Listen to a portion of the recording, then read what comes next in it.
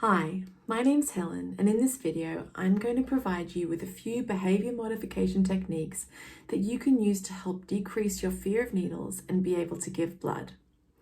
First, I want to talk a little bit about fear. Generally, when we're afraid of something, we tend to avoid it because it makes us feel better. The problem with this is that when we avoid a scary situation, we're teaching ourselves that the only tool we have to decrease our feeling of fear is avoidance. When in reality, if we stay in a scary situation, our anxiety is going to naturally decrease over time. By avoiding, we don't give ourselves the opportunity to experience that natural decline in anxiety. And so this cycle of fear and avoidance continues. Whereas the more we expose ourselves to something scary, the less and less fear we feel. This is the basis of a technique called exposure therapy, in which you expose yourself gradually to something you're afraid of. So how can we use exposure therapy to help us get over a fear of needles? Well, the first step is assessment. In this step, you need to identify your fear, which is likely needles or giving blood, and then you need to come up with a goal. You don't want your goal to be to completely eradicate your fear. Anxiety is a very natural and sometimes helpful biological process.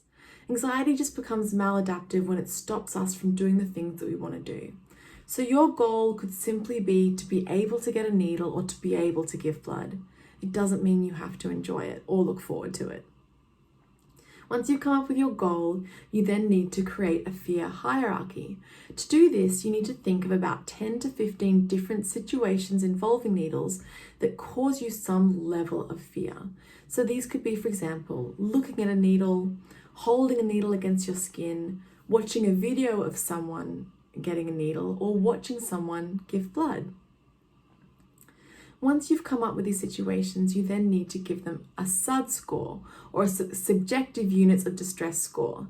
This ranges from 0, being not really scary at all the way up to 100, being really scary. Once you've given each situation a SUD score, you then need to place them in order from the lowest SUD score, or the least scary situation, all the way up to the very highest SUD score. The highest situation on your hierarchy should be your ultimate goal, in this case, giving blood.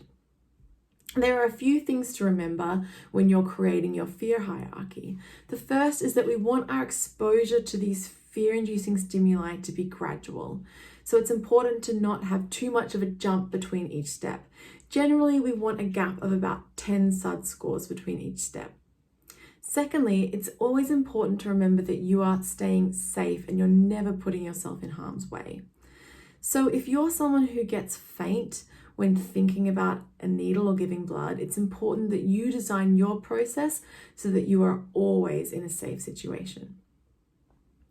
So now we've got our fear hierarchy, it's time to move on to our intervention phase. And in this phase, you're going to gradually expose yourself to those situations on your fear hierarchy. So you start from the first level, or the least fear-inducing situation. So let's say, for example, that's watching a video of someone getting a needle. Once you expose yourself to that and you watch that video, you then need to re-rate your SUD score. Keep repeating the same step until your SUD score has decreased by about 50% and you feel comfortable moving on to the next step. It's important to remember that as you move through your fear hierarchy, you will feel some level of anxiety, but remember that you are always safe and that anxiety will gradually decrease as you expose yourself to this situation. There are also a few techniques that you can use to help you along your way.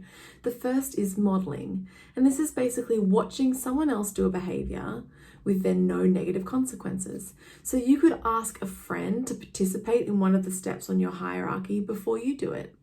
This also doubles as some social support. So you have your friend there to cheer you on and to give you a high five every time you move on to the next step.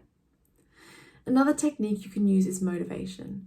This involves reminding yourself of why you want to overcome this fear. Why is it important to you? In this case, by donating blood, you could potentially be saving lives, and that's a pretty motivating thought. Finally, you also use reinforcement. So make sure to congratulate yourself or treat yourself every time you move through this fear hierarchy. This could be as simple as some positive self-talk or giving yourself a high five. And you could even plan a really nice treat for yourself for once you reach that highest level in your hierarchy. So we've now worked our way through our hierarchy. You've donated blood. You're feeling amazing. What is the last step? Well, that is maintenance. So this is in order to maintain all that fantastic work you've been doing by continuing to expose yourself to needles. So for you, this could be just making sure that you regularly donate blood once every few months. Best of luck, stick with it and be brave. I'm sure that if you follow these steps, you'll be well on your way to becoming a regular blood donor and saving lives.